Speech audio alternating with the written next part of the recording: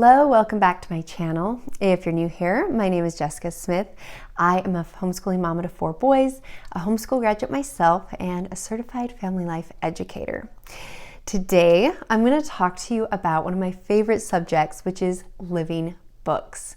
I love books. As you can tell, I have 2 of these full bookshelves, mostly children's books, which I would call living books. Now, this is a term that Charlotte Mason coined a long time ago, and pretty much it means that it has living ideas, ideas that make things come alive in our mind. It lives, grows, and it makes us want to learn more. So these books are full of ideas.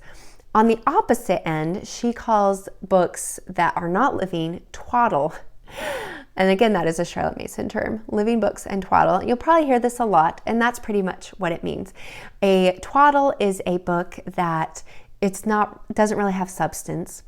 It talks down to children. It really is just fluff, right? We all can think of books like that are just twaddle. Going to the library today, there are a lot of good modern living books, but I feel like more often than not, my boys are pulling off of the shelves twaddle.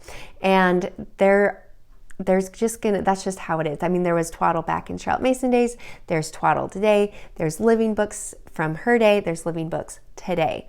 So what exactly makes a living book? How can you tell if it's a living book versus twaddle? Well, a living book is usually written by one author who has lived what they're writing about. There's just this spirit that comes out of the pages, that when someone has lived what they're writing about, you can just feel their passion and their excitement. And I think we can all remember a book that we've read where we know the person has lived what they're sharing because they're sharing a personal experience. It's a narrative, it's a story, which is another thing that makes a book living, is that it's usually, not always, written in narrative form, in a story form. So for example, we were reading a book about goldfinches, or it was a book about birds, but the woman was telling a story about some goldfinches that she had as pets and sharing really interesting, funny stories about their behavior and their lifestyle.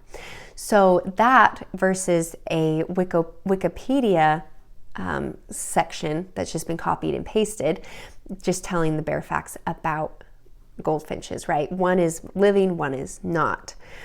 Another way you can tell if it's a living book is if you just want to keep reading it. If it is something interesting to you. If the author speaks about the subject in a way that speaks to you. And so for one person, a living book, I wouldn't say would be called twaddle, but just is not living. It's just kind of meh. But for another person, it might spark that interest in the subject and make them want to learn more. So that is a very short summary of what makes books living and what would make them twaddle. I have a treat for you. I'm going to read from a few different books of the same subject to show you what that difference is. So I have a few different areas here. So I have nature study, and here's alligators. So we're going to read about alligators from 2 different books. There are 2 different alligator species. The biggest difference between them is where they live. The American alligator is found throughout the warm climates of the southeastern United States. Florida and Louisiana are home to the majority of these massive predators. American alligators can also be found as far north as North Carolina and as far west as central Texas and southeastern Oklahoma.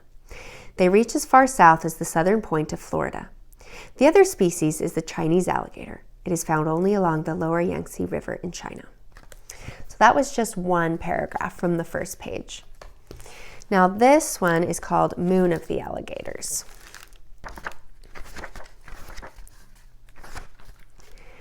Two eyes poked above the still water. Each iris was silver yellow, and each pupil black and narrow. They were the eyes of the alligator of Sawgrass Hole, who was floating like a log on the surface of the water as she watched for food. She saw the blue sky above her, and because her eyes were on the top and to the rear of her head, she saw all the way behind her to the tall cypress trees. Their limbs spread like silver wires above the tangle of sweet bay and button bushes. And that is the first paragraph of the first page.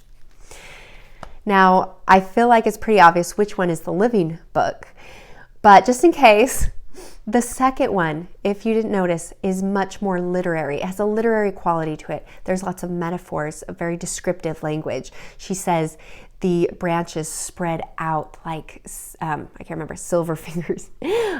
So she's using a lot of descriptive language. She is a good writer. And I want to point out, because I missed this at the beginning, a living book is written by someone who is a good writer. They are an author who is also knowledgeable about something else. It just makes it much more interesting and you can see what they're talking about. The next one I'm going to read about is a history book about the Wild West. So this one is called The West, an Illustrated History for Children. And I got this at the library because I thought, oh, this will be great for pictures. And it is. It has some wonderful pictures in it. So, for 1,000 generations, the West belonged only to Native Americans. There were perhaps 3 million of them, living in more than 200 tribes and speaking more than 75 different languages. Each tribe had its own name: the Kalispel, the Clatsop, the Tonkawa, the Hopi, Mojave, Paiute, and Pawnee, the Dene, the Nimipu, and many more. And I apologize if I'm not pronouncing these correctly. Each tribe also had its own story about how it came to exist, a story that usually linked its people to the land itself. The Comanches said they came from swirls of dust, the Hidatsas from the bottom of a big lake. The Nimipu believed that a special being named Coyote once defeated a giant monster along the Clearwater River, and on the spot where the monster's blood mixed with river, water, and earth, their ancestors sprang up. Among the sacred bundles of the Zunus was a stone, they said, within which beats the heart of the world. And it has a lot of pictures. Okay, and then the next book I'm going to read from is Which Way to the Wild West. Have you ever tried to negotiate a treaty for your country? Maybe not. Well, if you ever do, play it cool. You know, don't act too eager to make a deal. This would have been good advice for Robert Livingston, the American ambassador to France.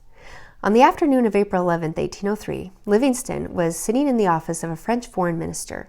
The two men were chatting politely until the Frenchman cut in with an offer that nearly knocked Livingston out of his chair.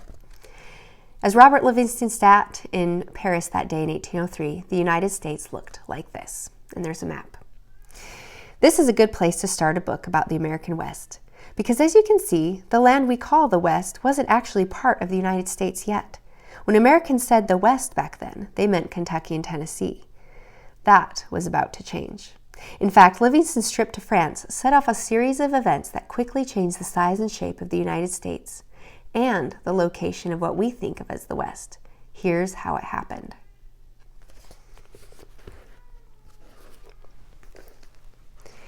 And finally, I have one more that I'm going to share with you.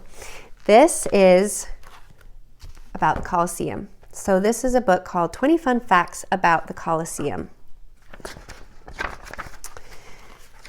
When we think of stadiums, we think of Madison Square Garden in New York, Fenway Park in Boston, or the Rose Bowl in California.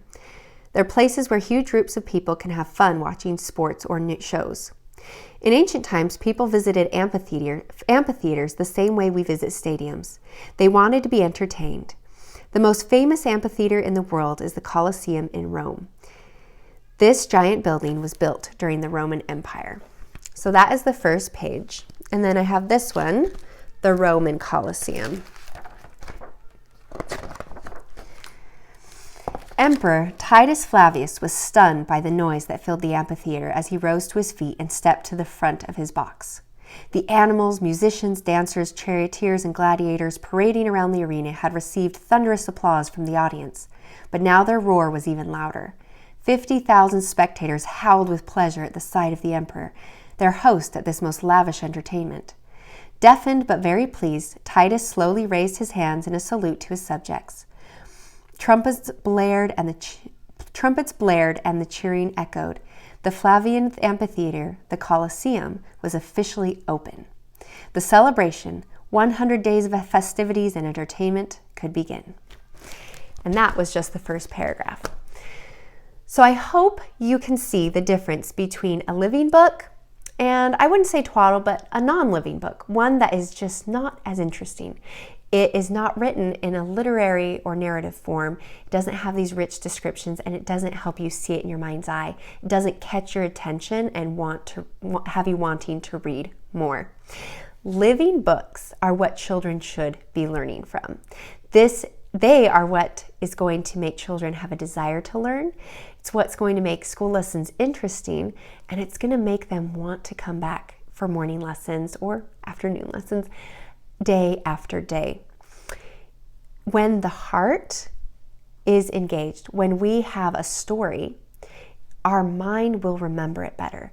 And this has been proven not just through time, but science is finding through studies that when someone reads a story and there's facts thrown in, like with the alligator, it talks about how their eyes are kind of to the top and side of their head, or with the Roman Colosseum about Titus Flavius. That is facts. But we're going to remember them better when it is told through a story, because both our, what we'd say, heart, our curiosity, our imagination are captured, then our mind is going to remember those. So that is why you want to use living books. Now, where can you find living books? Well, they're really, truly all over. You can find them at the library. Just open up, start reading. And if you are bored or start thinking about something else just in the first page, it's probably not a living book. If your interest is captured, if your imagination is ignited, you want to read more, then it's most probably a living book. There are old living books, there are new living books. It doesn't have to be books written during Charlotte Mason's time, and they don't have to be modern books. There are a lot of good books written in the 50s and 60s, and there are a lot of good books today. So the best thing to do is to just go to your library and check. You can also look online. There's tons of living book lists. I love Stories of Color. There are a lot of good books for good stories, good living books about stories of all different ethnicities and cultures. There is the Living Books Library, I believe is what's called. They have a few good book lists for different things. There is Simply Charlotte Mason. They have a database for living books. There are so many good places. And there are also book publishing companies that are republishing books that went out of print. Purple House Printing Press, I believe. And then there is Living Books Press. There, Yesterday's Classics. I'll put all these links in the description for you. They have awesome living books. And so you don't have to be tied to just new books that are in print. You also don't have to use books that were written 150 years ago. There are living books at all times. If you have any questions, please leave me a comment below. And if you liked this video and found it helpful, don't forget to like and subscribe, and maybe share it with a friend if you think there's someone that might benefit from this.